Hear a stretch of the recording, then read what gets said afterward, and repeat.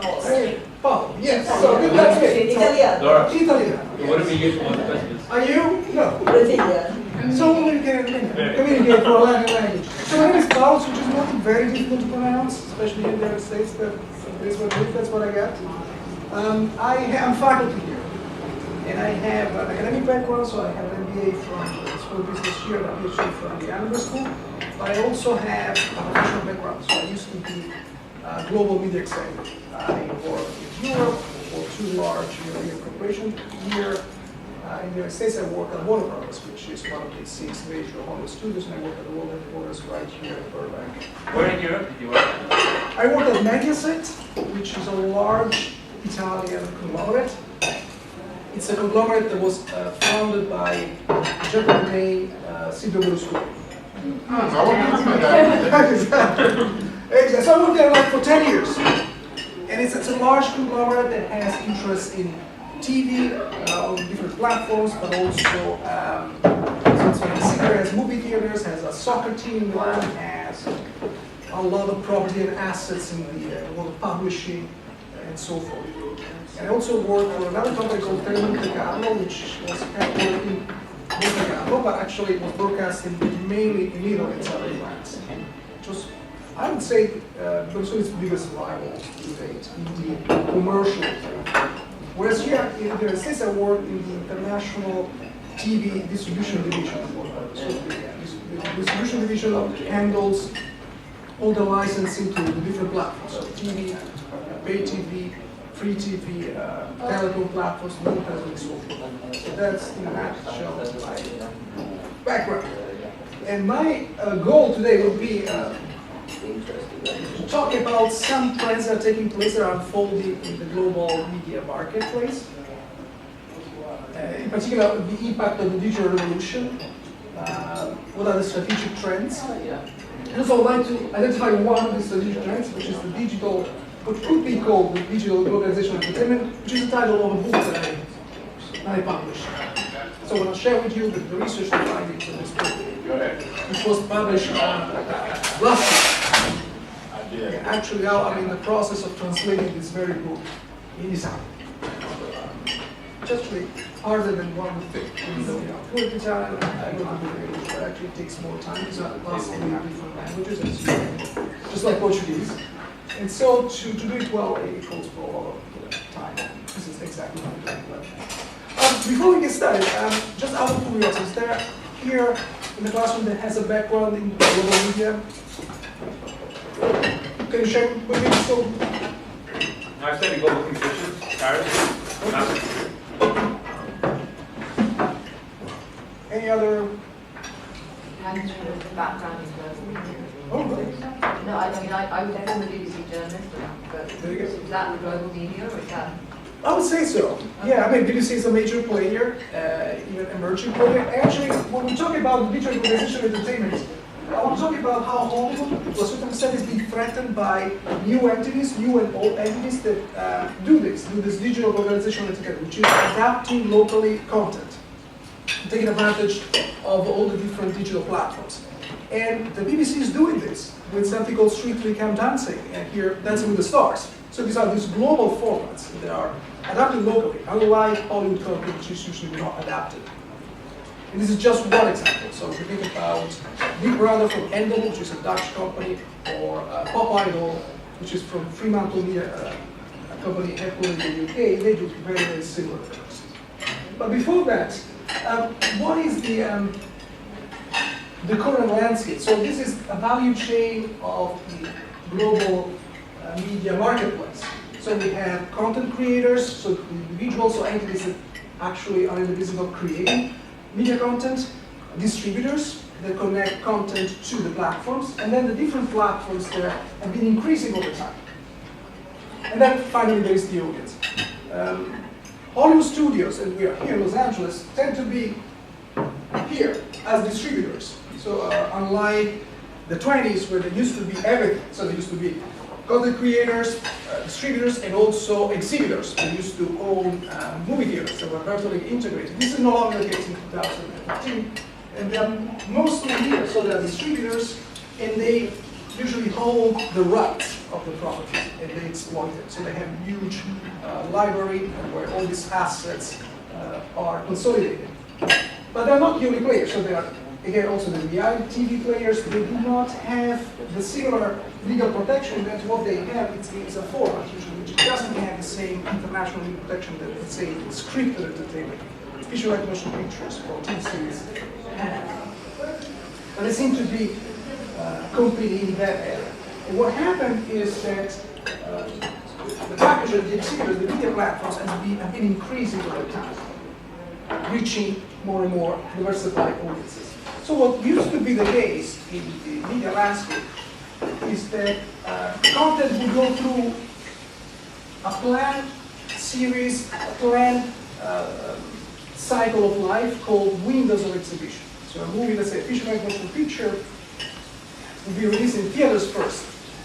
And then after a while, we go to the home entertainment window, and then video on demand, pay-per-view, pay TV, and so forth, and then free TV networks.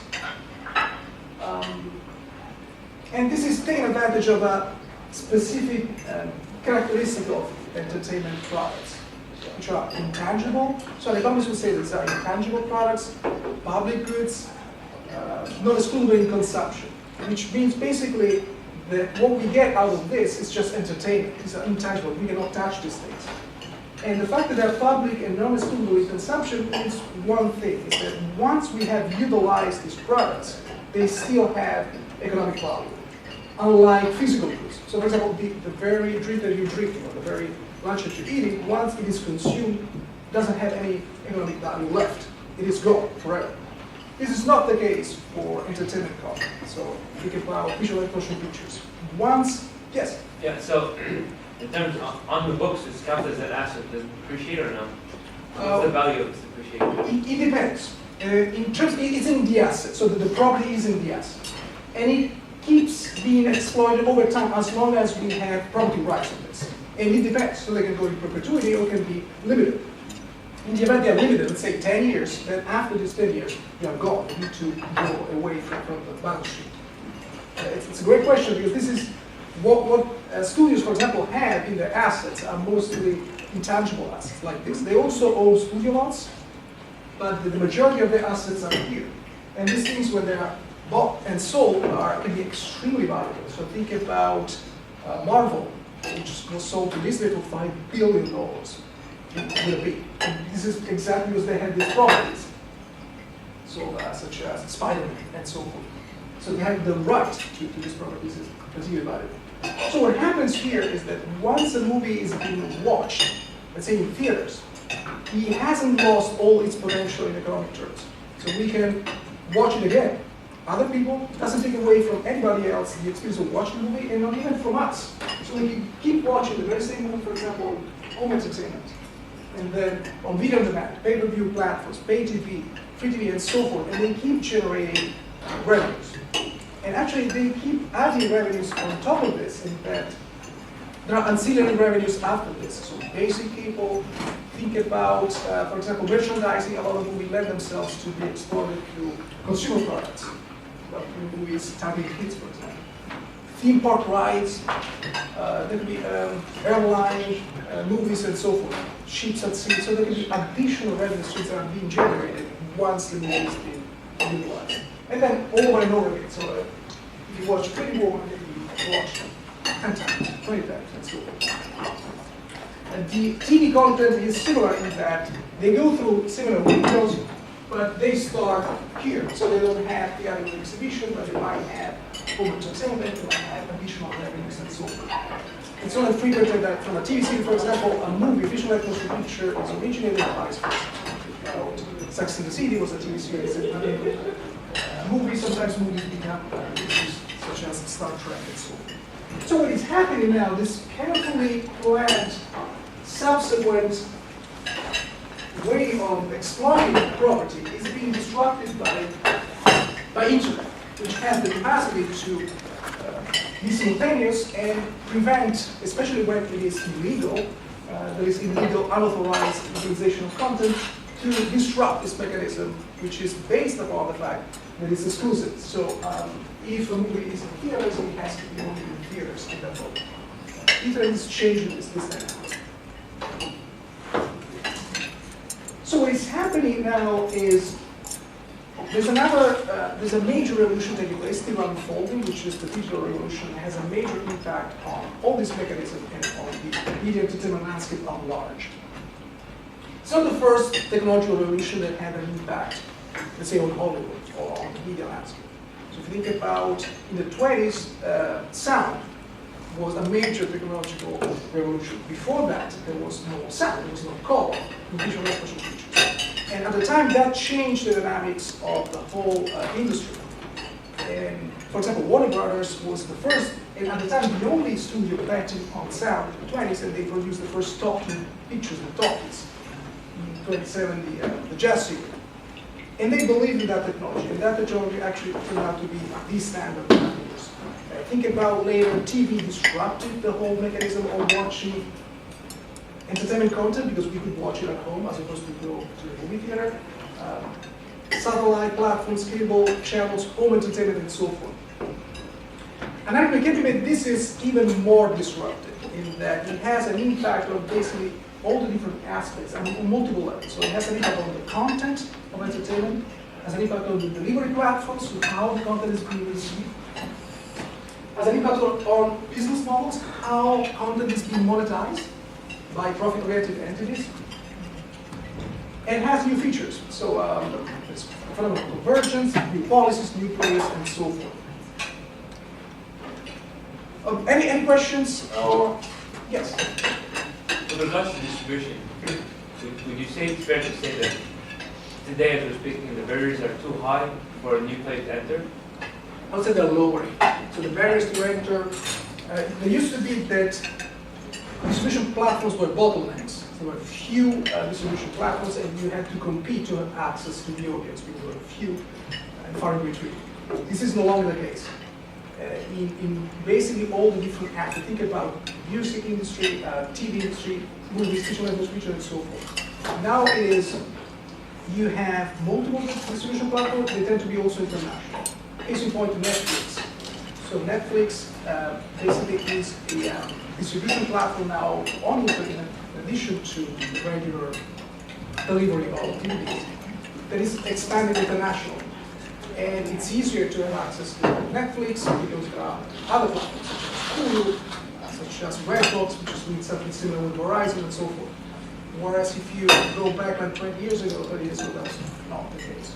So my read on this is that the barriers to entry are lowering as a result of technological change and also more competitive landscape, especially in the distribution platform. With regards to the notion of dumping, what is the profit margin of dumping? The profit margin on what specific entertainment content? For example, when you dump in data. Right. Well, what happens is each has a different kind of luck. So if you think about visual motion pictures, when you hear about box office gross, it's, as the name implies, it's not net. So what the distributor gets is like 50% usually. It depends, because in the world they have different landscapes. So usually in the United States, the distributor, let's say Disney, gets 50%, and the exhibitor, so the movie chain, gets the other 50%. But in China, this is not the case. So in China, the distributor gets around 20%, and 80% gets the exhibitor. But they still, Hollywood studios try to distribute in China, and they're limited in quotas. So even theatrically, there's only a finite number of movies that they can release theatrically in China. And actually, they raise them from 25 to 35. Still, it's a finite number. When it comes to TV content, it depends. The very same situation comedy or drama series might have a vastly different price, a licensing price, depending on the broadcaster. So typically, the major broadcasting markets are Japan, UK, and Germany. These are the three big ones. And so the very same TV series, let's say Friends, might have a licensing fee of one episode that is vastly different, depending on how important the market is. So when it comes to South Africa, this is typically the license fee that they get in exchange for TV content is lower, significantly so. So what happens is they're never sold, because these are property under copyright, so they're licensed. meaning that the broadcaster has specific rights that we negotiated to broadcast the property. So they have, let's say, 5 rounds in 2 years, only on free terrestrial television and so forth. But the prices vastly change, precisely because of. Now, should we call this dumping? Probably. I think it's, in economic terms, I would agree with that. It's called dumping, yeah. Yeah, I would say so in that they tend to occupy, the broadcasters' prime time. So I would agree with that picture. But in this town, maybe not everybody would.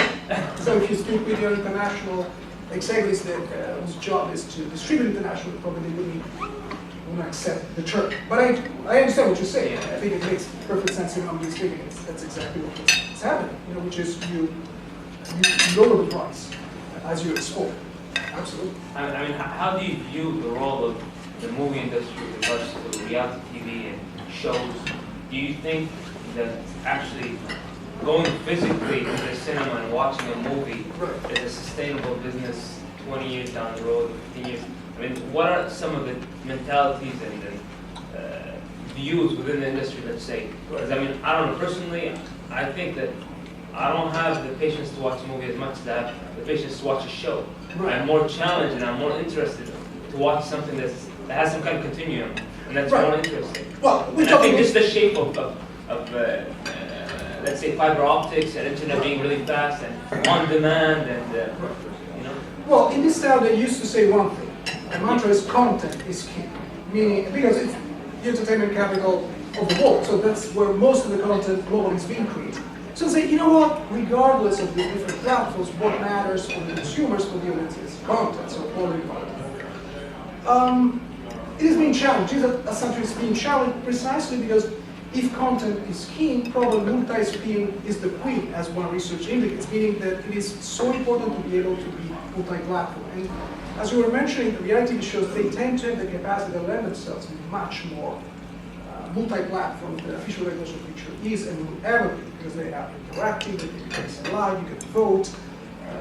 Think about your big brother, you can actually scoop what's going on in the house. Yes? Yeah, I just want to offer you, if you just go back one slide to the value chain. Yeah, the main windows of exhibition. There's probably, in my experience, a 6 box that deals with all the bootlegs that you have in places all across the world, Nigeria for instance. But there's also a competing model there for Nollywood. Right. And it's interesting because they Because also Nollywood starts basically here. Yes. It doesn't have the other distribution. So well, now they're going upward to theatrical distribution for the real high-end one. But the most mainstream, you also go straight to home entertainment. Right. And in their marketing, they're also having challenges with counterfeiting and bootlegging. So what they've done is a very interesting model. They don't have a 4 months to 6 months window of opportunity. You produce it straight to the video market, right? And you probably have a window of maybe about a month, or even less than that, actually 2 weeks. So what some producers have done now is they actually release it in the first wave, and then they now more or less counterfeit their own products. So the very first set of DVDs you're going to find will be somehow good quality, well packaged, and everything else. But they also provide the almost immediately after that, they'll release a second wave that now competes at the price points that the bootleggers. They saturate the market. Yeah, they saturate the market. But the very first wave is a high quality, well, relatively high quality. The next one, less so. So they're expanding, the entire. No, the second wave is to compete with the. But did you utilize like a third party to do so? Yes, the third party. So sometimes you think you're buying a bootleg copy, but you're actually buying it from the original. Yes. Which is very smart. By the way, as you know, the Nollywood produces more feature length motion pictures per year than Hollywood does. Yes, we know that. And also Bollywood. So Hollywood actually is the third one in terms of output, but not in terms of economic value of the output. Because the theatrical market in the United States alone is like $10 billion, and they're able to capture at least 85% of that with Hollywood products.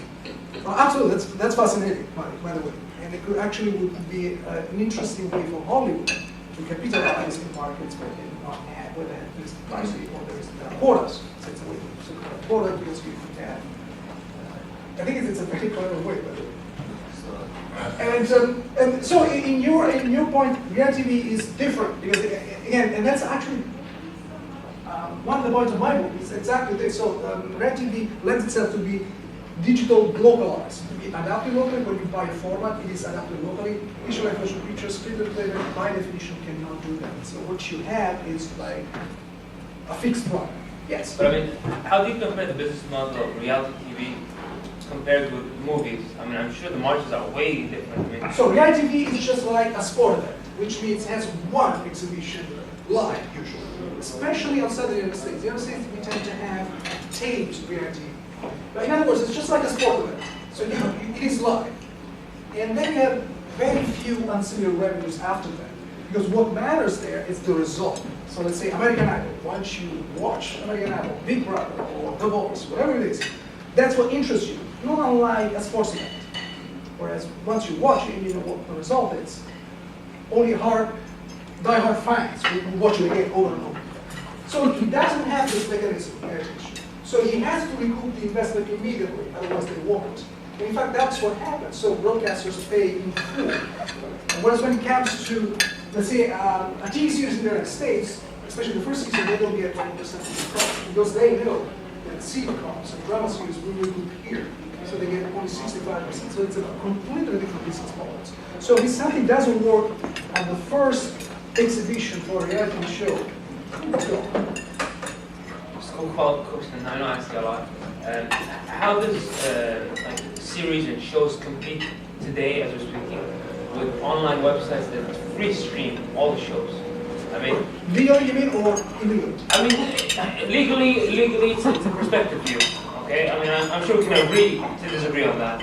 But I mean, my point is that now there's millions of websites, and you can watch. If the show comes out today, you can watch it online, free HD. Right. So what happens is, if Without it going is, through proxy, without going through a lot of trouble. but if it is, you know, a legitimate distribution outlet, such as Hulu, for example, which is partially owned by the studios, what they have is certain content you have it for free, others you have for a premium. So it's called a freemium kind of business model, that you can have access to something for free. And if it's free, obviously there is a commercial break embedded in the product. That will sustain the business model. And then freemium, you don't have advertising, you can have both. When it comes to unauthorized distribution, that's a whole different situation. That's the owners of the company don't get any revenue from something. But in most countries, it is considered illegal, or especially in the United States. And also more and more now, internationally, there are treaties that seem to be very close to what takes place in the United States, which also recognize the rights of the property rights of the owners. But it is a mechanism that is absolutely full. Sorry, Yes. just to this issue a bit more. How big a risk is it considered? Because like my colleague is saying, it's Right. you know, it's fairly easy. You know, sometimes you access a site and it has been blocked. Right. You know, I don't know how you know, those who enforce those laws are becoming better or scaling up to address these issues, and I don't even know the sanctions that apply. I assume that it applies to those who post it more than those who by accident access it But and also, view it. in the United States, also the delivery platform, so the internet service provider is also considered liable to a certain extent. Which one? The internet service provider, so the platform Okay. does. So what happens is there is a different impact depending on what sector you're in. So if you're in the music business, it's major, it's been huge. In the TV, a little bit more. In the visual language, the movie business, less so. But it's happened. So for example, what used to happen in the international distribution of visual language picture, only 10 years ago, a movie would be released in the United States first, from Hollywood, let's say in summer. Because here in summer, there's a peak of audience. People tend to go to movie theaters much more than, let's say, in Europe. They tend to have 1 month vacation to sell film and so on. So it will be released in the United States, let's say, in July. And then it will hit theaters in Germany in October. And then Japan in November, and so forth.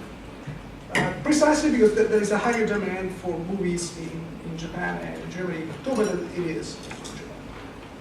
Problem is, with an environment like this, where you might have access to the movie illegally, studios have started, I would say like 10 years ago, to do what they refer to as day and date release, meaning the movie is being released simultaneously globally. So when a movie is released in Hollywood, it's also released in London, and Shanghai, and Germany, and so forth. And actually, in the last year, something even stranger is starting to happen, is that a movie is released slightly earlier overseas than in the United States, by 1 week or so. Precisely for that reason, because they say they want to make sure that in the countries where there is high risk of piracy, it is released first, to minimize the risk of unauthorized, the temptation to have access to unauthorized content. It's a major, as you can imagine, problem. And so studios are doing this. So day and date release, for example, and also to coordinate marketing efforts through Facebook and social media that are global in nature. So you have like a global launch, and you tend to have simultaneous release precisely for this topic. I'm curious, Paolo, are there technological advances now that cause the disintegration of the artificial?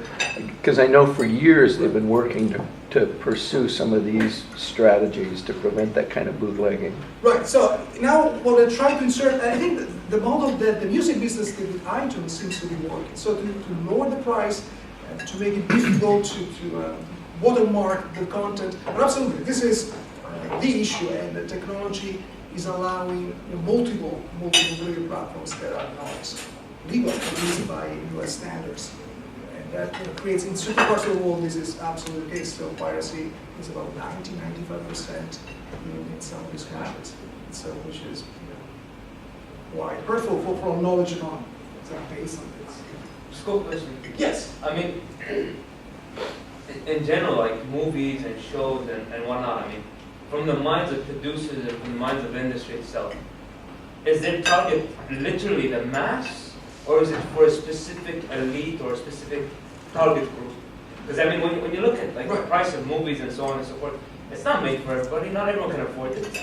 If you're going to go by the legal channels and purchase movie per movie and so on and so forth, it's expensive, even for a middle-income family. Right, it is true. There are many ways to answer this. So number one is you have a portfolio of products that tend to reach different targets. So let's say you're one of them. So this, you have theatrical distribution, TV distribution, and the TV distribution you have what they decide to have like a slate of 20–25 movies per year, and they target different audiences. You will have like kids, you will have adults, young adults, and so forth. And similarly, when it comes to the TV content, they tend to be mass market products anyway, especially in the United States. Think about TV, it is in most countries free, in that you have free TV networks because they rely on whether license fees, if the BBC, or advertising, or both in certain parts of the world. So it depends. A Hollywood executive will answer that in the United States, the price of having your family, say 4 people, movie viewers, doesn't even compare to other competing offering entertainment, which would be going to see, to watch soccer, or to watch baseball, or any other live event, or theaters. So that would be the answer. It's still, in this day and age, relatively speaking, it's still a cheap way to satisfy the demand for entertainment. But different parts of the world have different dynamics and different economic ability to carry out a budget within their family budget for entertainment.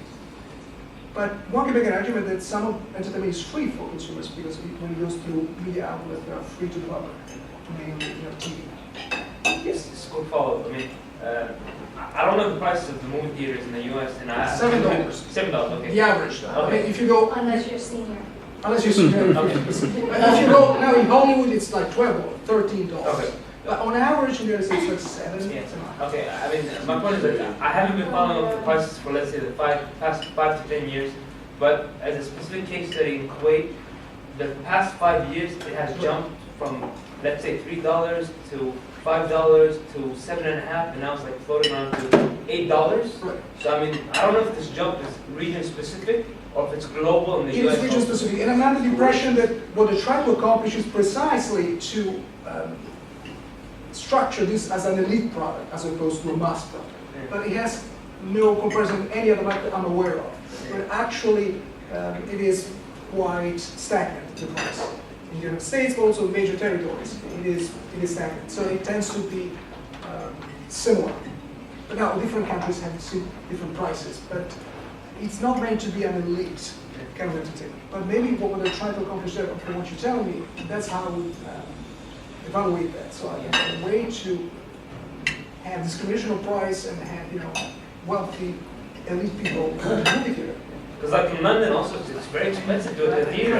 Right. I'm pretty sure not everyone goes to the theater. If they go, it's an event. Right. So. But there's also, in different parts of the world, for example, here in the United States, people tend to go to the movie theaters more than once a year. In other parts of the world, you only go on average once to the movie.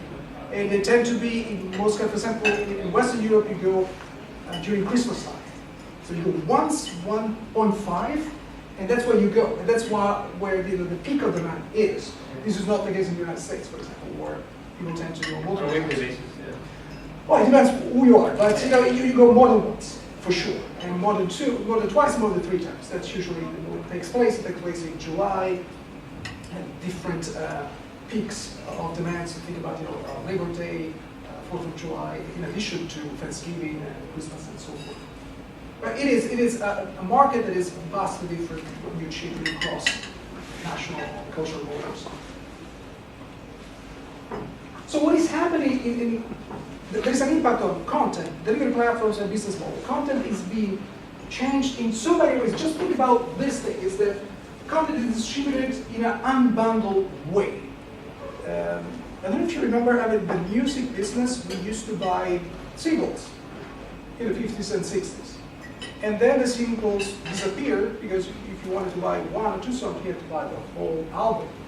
There was a reason for that. In the 70s, there were actually concept albums where it made a lot of sense to buy the entire LP as you would do with a book. So you wouldn't buy a chapter, you buy the entire book. But now I would say in the 90s and the turn of the 20th century, it is less so in terms of creative process. And people now are accessing specific content regardless of the package. So in other words, they buy the specific song they're interested in, as opposed to buying the entire album. This took place first in the music business, and is also happening in the TV business. So it used to be that if you wanted to watch a specific TV series, you had to watch it at somebody else's time. So it was dictated by the broadcasters that would dictate the schedule. So if you wanted to watch TV series dollars, the idea is you had to wait for the specific day, the specific time to watch it. This is no longer the case, precisely because there are specific delivery platforms, I mentioned Netflix earlier, that allow the consumers to have access to the content, the content they want at the time of their choosing and through a platform that they decide. Why the difference? And think about what is happening with Netflix right now. So Netflix not only is distributing content, but also producing content. I don't know if you had the opportunity to watch House of Cards. So House of Cards is a TV series.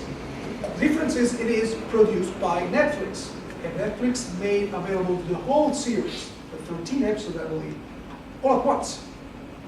So you could have access to TV series and watch the entire sequence, regardless of somebody else's decision. This is not the case for TV series. Yes? Why is Blockbuster going out of business? Blockbuster started out as a retailer, brick and mortar. So you had to go there. It was very expensive when it was building. Netflix, you know what Netflix did, which is a company headquartered in Northern California. I don't know if you've ever been a consumer of Blockbusters, but if for whatever reason you were late, so you would turn in your DVD or VHS late, you would pay huge penalties. That's not a great way to link with your consumers. So what happened with Netflix, the business proposition was, you pay us like a fee, a monthly fee, let's say $7, $8, and you can keep and you have access to, let's say, 3 movies, and you keep those as long as you want to, no late fees. And you are incentivized to turn them back to us, because once you do, you can order other movies, but you do not pay late fees. And actually, rumor has it that the founder of Netflix was so unhappy, so to speak, Because it was a customer of Blockbuster with this late fees. They said, well, you know what, I'm going to create a company that will not have late fees. That's how Netflix started. Wow. Now what happened is that Netflix morphed into an internet company in addition to the regular distribution. And what happened to Blockbuster is that Blockbuster has ceased to be what it used to be. It went actually filed for bankruptcy and was bought by all entities by Dish Network, which is in the United States one of the two satellite platforms. So basically what they bought was the brand, mostly. And so what you have, if you go to Dish Network, you have like a Blockbuster kind of service, which does exactly what Netflix does, which is you pay a fee, a monthly fee, and then you have access to a catalog of movies. So it is still, but in certain parts of the world, it is still a player, Blockbuster, so they still have the stores and so forth. No longer in the United States. It has ceased to be the phenomenon it used to be, precisely for that reason. Yes? Is Netflix now purely digital? No, they still have both. What they try to do, they try to separate two divisions. They create two separate companies for the analog distribution and the internet distribution. And in the process, raising the fees. And public did not like that, and so it was a massive protest. And so they folded the plans, and now they're back together. But there are, for example, there is another player in the United States, I don't know if you noticed, that is called Redbox. Supermarkets, right? Yes, it's something like a kiosk, and you can have the, you can go there, it couldn't be more analog, in that you go there, you get the DVD that you prefer.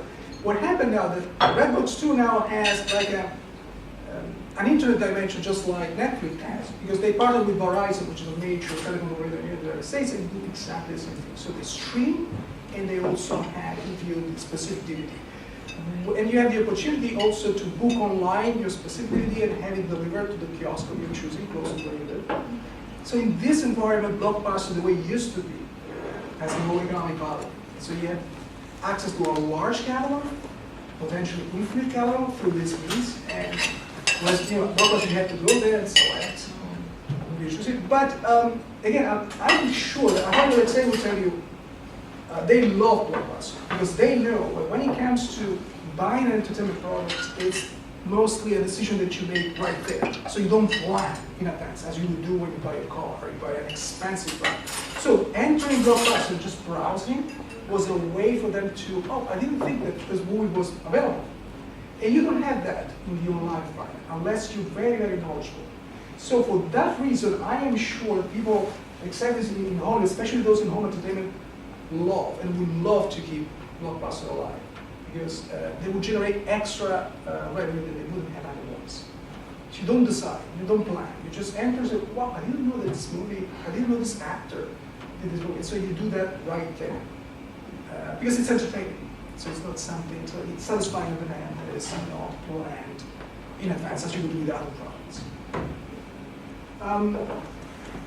There are also changes in the content that there is new media content. I put it in quotation marks, because actually most of this is not new.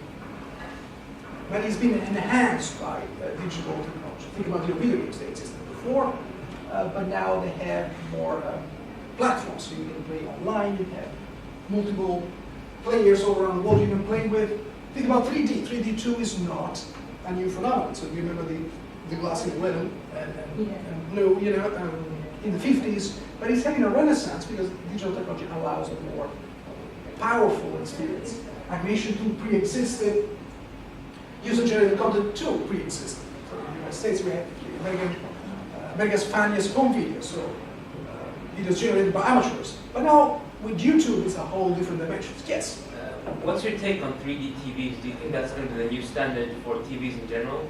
And HD TV and so on and so forth? Short answer, no. It's a niche, pretty much, right? Yes, you know what might work? Because it's been happening, it hasn't produced the effects that they expected, the consumer product, the consumer electronics giants expected to. Not even with soccer legs or things like that you should drive. What might work is 4K, 8K, so a better definition. That, in my view, we can talk about it, but the short answer would be, in my view, not yet. Why? Because the experience is different. Maybe in movie theaters the TV has kind of a familiar approach, and I don't see that happening. And you would have to create content, and most of the content is not 3D anyway, so TV series and things like that. And I noticed, for example, not even the Super Bowl wasn't 3D here, so it's really attracts 100 plus million people. I think the notion of just wearing glasses and watching 3D at home is just bizarre and not Strange. comfortable. Even more bizarre in video games. So Nintendo has like a 3DS, also which is 3D for video console, which is pretty concerns because it's not particularly healthy to do so. So from an economic point of view, it's too expensive. Doesn't seem to be generating an additional value. So it is much more expensive to produce, but doesn't generate more revenues. 4K maybe, which is having a definition of 4K or 8K. It's the definition of the TV screen, Okay. and that could be. Personally, I don't. I think it was kind of a craze driven by some results of Avatar, for example, $20 billion. So all of a sudden, Hollywood decided, well, we'll do 3D everything, comedies, romantic comedy, what have you. Probably there's no need for that, but in theaters, it might be an incentive to go out of your apartment, get the car, park the car, pay, Because it's an experience you're going Yes, for, you think? yes. In the household, I wouldn't bet on that, personally. And there are also other standards. For example, here in the United States, what's happening is ultraviolet. I don't know if you've ever experienced this. It's in the cloud. So basically, you have access to your digital copy in the cloud that you have, and you can have access to your copy through multiple platforms, and you can share it with your family, so the household has access to the copy. And that's also another answer to the bundling.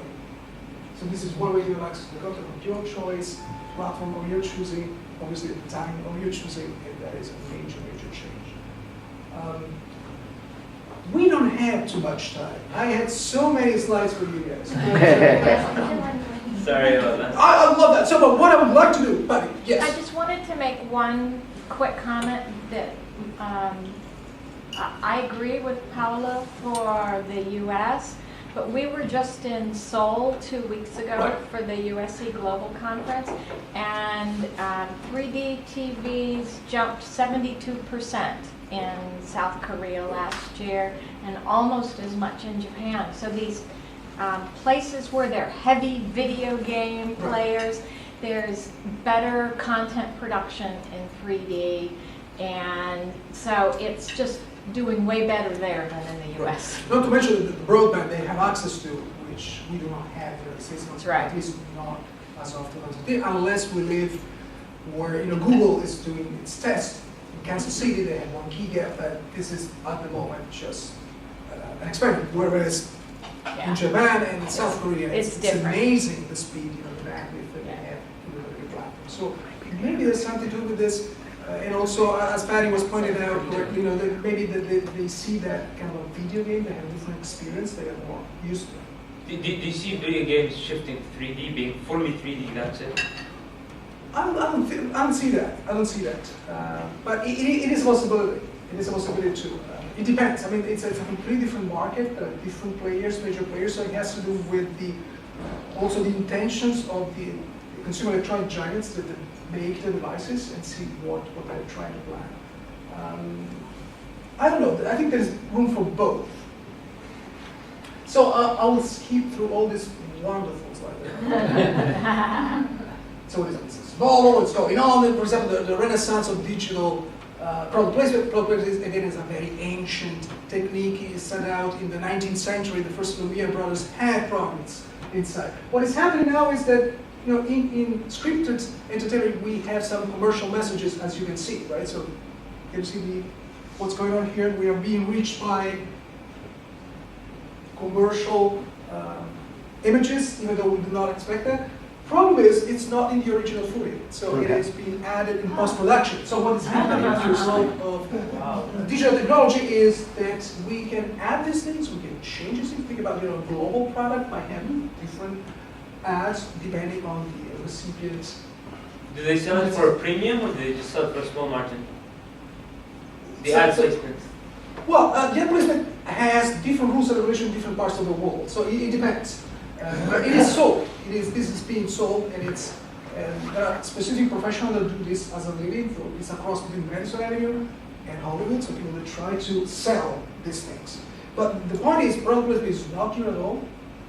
It is increasing in relevance because, as a result of digital video recorders, we can now skip commercials in ways that are much more effective than they used to be. And technologies allow us to insert in editing, in post-production, all sorts of messages, and this is happening. Phenomenon of convergence, which is industries that used to be separate industries, now is not the case, and that creates competitive landscapes that are new. So in the United States, Verizon offers triple play, so they offer voice, they offer internet, but also content, and so does Time Warner Cable, which used to be in the content side. So the convergence is having a very profound impact. I was mentioning this earlier in that multi-screen is a very interesting phenomenon that's taking place in that we tend to have our time is spread across 4 primary media devices. That has an impact in that a product has to spread, as our colleague Annenberg would say, or should be on multiple platforms, as Paolo exactly would put it. So my final point, which I thought it would be the main point, which is I published this book last year, and it's a book called The Digital Glocalization of Entertainment that tries to identify one of these trends. And as I was mentioning, actually I'm in the process of translating this book in Italian, which will be published next year. So what is the digital globalization of entertainment? How do you, it is that there are global events or global formats, the one you mentioned earlier. They're adapted locally, and they take advantage of the digital dimension, digital platforms in ways that were unthinkable 10 years ago, and still are for scripted entertainment, which is Hollywood's fortress, which is film and motion pictures, TV series, drama series, comedy series, and so forth. So who's doing this? New entities. So entities that are in the business of doing mostly TV content, such as Annenberg, which is a company from the Netherlands. Those of you who are lived in Europe, I'm sure you've heard about this corporation that has now a global reach, has more than 30 countries. It's a worldwide network of leading entertainment companies. And they have a lot of different content. And one is Big Brother, for example. Big Brother, not a big success here in the United States, as it has been overseas. But their portfolio includes, for example, Wipeout, Fear Factor, Deal or Deal, Home Edition, and so forth. So these are all shows that have a format as a cornerstone of the narrative that is being adapted locally by broadcasters. And instead of doing, actually, they look like they were local content, unlike Hollywood content. And they are creating a major problem for Hollywood, and Hollywood has responded. Now Hollywood too is in the business of creating formats, for example, The Bachelor, in the United States, or Warner Brothers, for example, Bachelor, Bachelorette, and so forth. And it's a major change that has created a problem for Hollywood's global competitive advantage, which is based upon a combination of elements, including the fact that they are the leaders in the United States, which is by far the largest market in the world.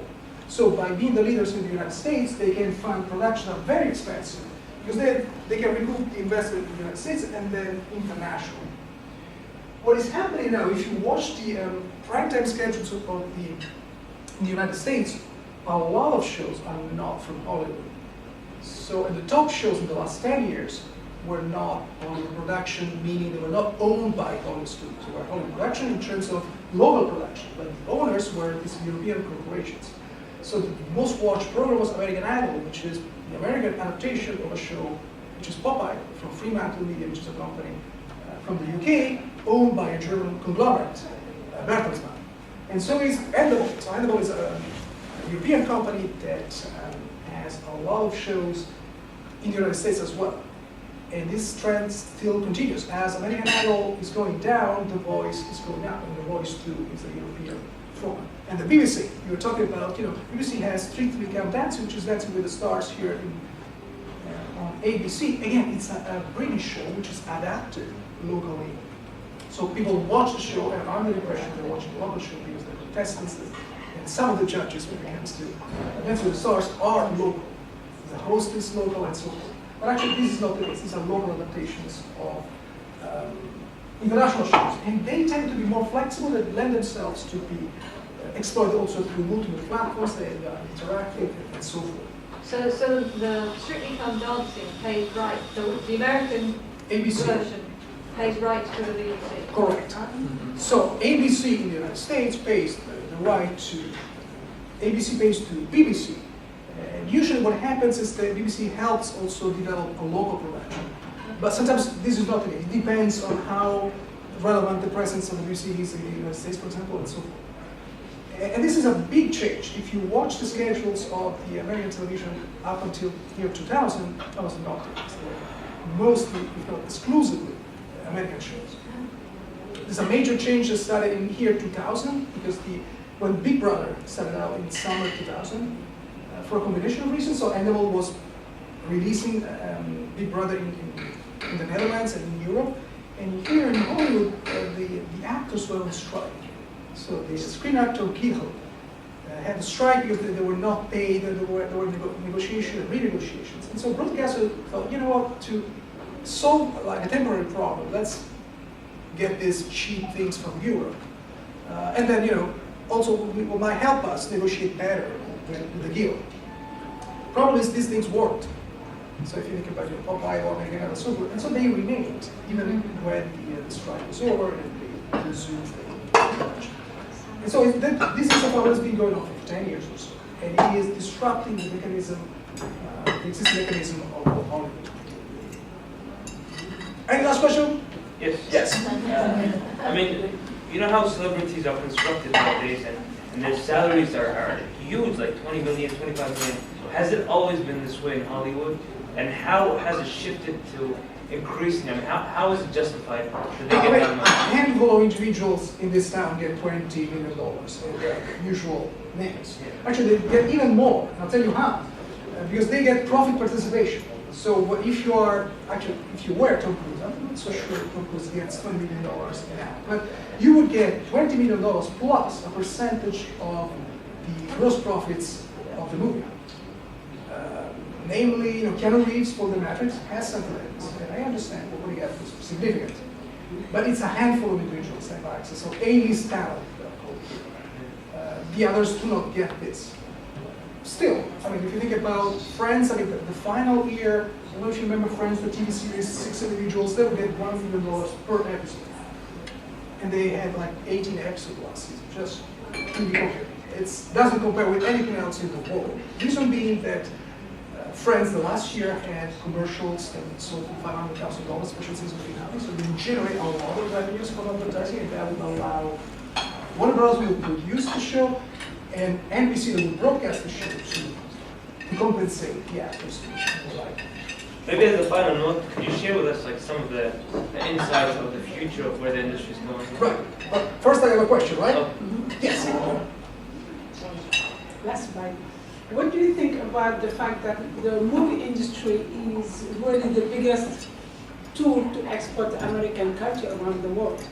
Absolutely. Even, yeah, Absolutely. even if sometimes it's not, we live here, we have a totally different perspective, but people at home, they, what they see in movie, that's what they think is American. Yeah, I mean, it's absolutely, there's an evolving body of literature considering this phenomenon. In that, as an ambassador, Hollywood be as an ambassador of American culture, and it is happening. I mean, it's been happening at least since World War II, that there is, in that the export of entertainment content from the United States to the rest of the world vastly exceeds the import. And it reaches virtually, with literally a handful of states, it reaches the entire world. And so it is considered a way to export also the way of thinking. Now in the United States, people might tell you it's not the American way of thinking. It's a specific vision of the studio, so there are different ways to look at the phenomenon.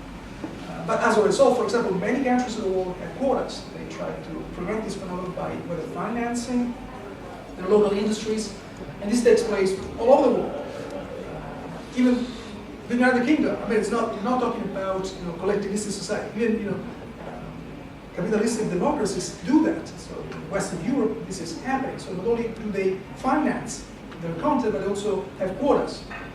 I mentioned earlier the quotas in China, but quotas exist also in Western Europe, not in theaters, but in TV outlets, absolutely.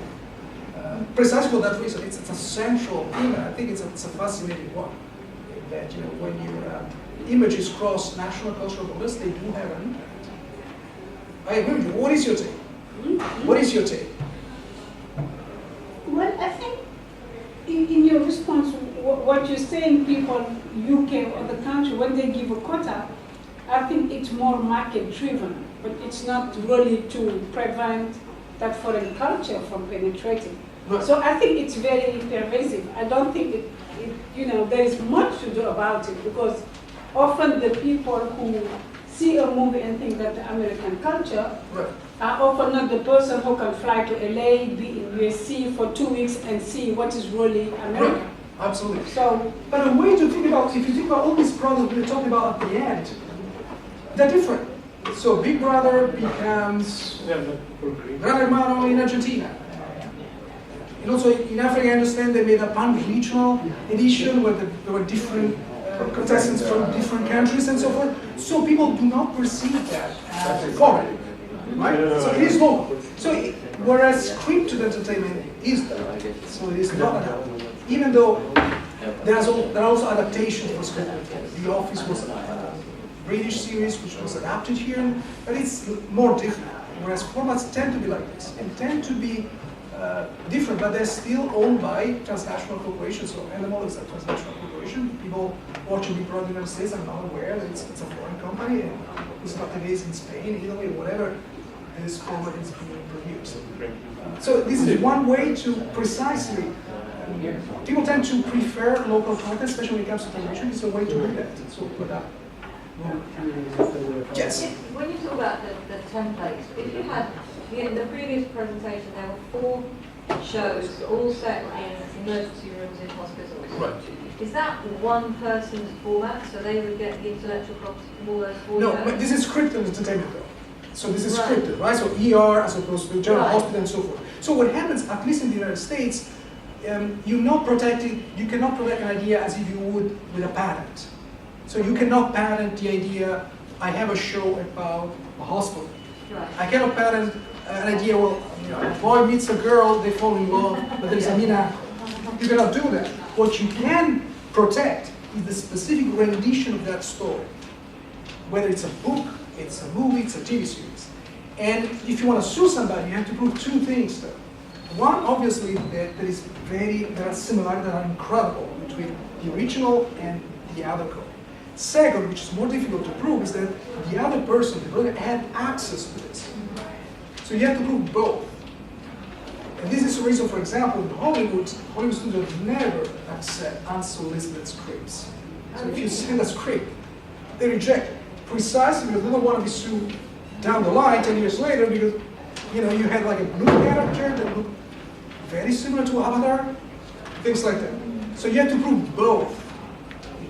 To prove both similarity, so what the story is almost identical, and then the one that you're suing had access to this. So the access to, so you knew that. Mm-hmm. Mm-hmm. So in the case of Avatar or whatever it is, I think it was Fox. So you have to prove that Fox had your script prior to, and was incredibly similar to Avatar. Blue characters and things like that. You have to prove both. That is why Fox will never accept a script for people that do not know. Precisely for that reason. Does that happen with The Matrix? What's that? The Matrix, does that happen with The Matrix was a Warner Brothers production. Yeah, but But they're being sued, but also Avatar. When you gross $2.7 billion. But she won. She won for The Matrix? Yeah, she wrote it and she submitted a script. I'm not aware of that. Are you sure about this? I'm pretty sure she won recently. She was asking. So it must be a recent, because that was a franchise that Warner Brothers developed.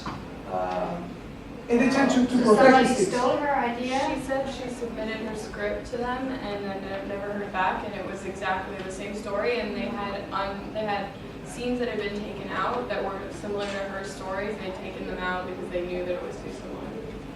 But more than usually, I mean, I worked there, they never accept unsolicited scripts. So it must have gone through an agent or something like that. Yeah, Because that's the avenue. Yeah.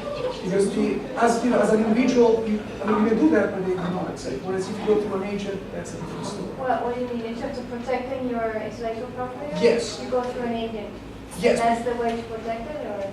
It's a way that the studio will have access to it, because otherwise they will never read your script. Precisely because they're afraid that you might sue them down the line. So the only way they can read something is through an agency. And here, they're not writing. But how would that protect you? If you had Avatar Yes. and you went through an agent, and it just so happened that someone else will also have an idea. At least you have a case, which otherwise you wouldn't have. That's why you have the two criteria, right? Right. You have the Ah. similarity and the knowledge Access. of the other critics. Yes. You have no idea. You have to prove that they had access. Secure. The other one, they say, we never open letters, we never open unsolicited scripts, that's not our policy. Right. All right, so wonderful. I think I'm over. Patty, sorry about this. I'm No, over. this is great, but I just checked because I, like Paolo, thought that lawsuit had been thrown out, and it was thrown out. There was a story that was floating around the internet that resurrected it, but it didn't happen. The woman did not win the first time, and didn't win again when the internet story went around. Yeah. No, thank you. No, but which won't prevent other people to try and sue, Fox for Avatar. Because That's right. You have $2.8 billion and you have some similarities, you might just give it a try. But in legal terms, usually this is not the case, at least in studios. When it comes to the independents, maybe it's a different story. So Lionsgate, Summit, and so forth. What the future holds, I think it's a combination of technology and different things that are being available, but also what happens. I mean, Hollywood is a major player, but as you can see, there are also major players from other parts of the world. So it will depend on an intersection of things. So how consumers react to new technologies, will they adopt 3D, as you would say, or 4K or things like that? But also in the content side, I think Hollywood still has a major role. Not the only one, though. So even competitors from the UK, from Europe, from the Netherlands, might have say, especially because the key point is to take advantage of what is taking place. Just like Warner's did in the 20s. People thought that sound was crazy, it was just something would fade away after 2 weeks or so. They believed in that, they invested in sound, they made the first movie with sound in 27, and then that was the new standard. I believe a similar thing is taking place now. If you believe that this is something that's here to stay, you have to invest in that and to be at the head, all this technological revolution. That's the way to be. Hollywood is trying to. There are certain phenomena taking place outside of Hollywood, both in terms of the distribution platform, Netflix, in terms of content production, Hollywood, and so forth. So it is a very exciting moment to be in this business, I believe. Yes. Do you think reality TV is the future of TV? No, not necessarily. I mean, in terms of aesthetic, no. But it shows one point, that people are interested in local content. So if you're able to do that, that's a competitive advantage. Is it the best show? No. And especially the ones we mentioned earlier, usually major concerns and issues about this in so many ways, not only aesthetic. Then, a dark side to say the least. But it shows that people are interested in local content. And if you break the mechanism of the demand condition, that may cause a problem for Hollywood. So whether Hollywood is doing more co-production, so you have to go adapting format also for scripted, like it happened with Agri Betty, which is taken from Betty LaFleur, from Colombia. That's a sign in that direction. That's the way I see it. But also, the people are interested in local content and not taking advantage of the possibilities of technological distribution would be short-sighted. It would be just like, pretending that sound did not exist in the 20s, that TV did not exist in the 50s. Hollywood did that. So in the 40s, Hollywood pretended that the TV did not exist, that they wouldn't license their content to TV. You wouldn't find a movie from Hollywood from the 50s where you see a TV set. And they were, later we discovered that there were memos from the head of the studios who would not insert a TV set. Precisely because they thought that was something they had to fight. They fought also against the home entertainment window in that. Do you remember when it was the VHS? So they sued the VHS makers because they claimed they would infringe the copyrights. And now both TV, and they lost by the way. So both TV and home entertainment are two major revenue streams for the Hollywood studio. So that shows that fight an emerging technology probably is short sighted. Why does Hollywood have a monopoly? I mean, they don't compete in the US against Hollywood. Yes, but we'll talk about it privately. So yes, they have like 80%. There are independents, such as Lionsgate, who just bought, for example, Summit Entertainment, the Twilight Saga, and so forth. But they tend to be the leaders, and they've been so for, I guess, 60, 70 years. So it's like 6 corporations. It's a lot. Thanks so much. Sorry I'm late. No, that's great. Thank you so much. It's been a pleasure. Thank you.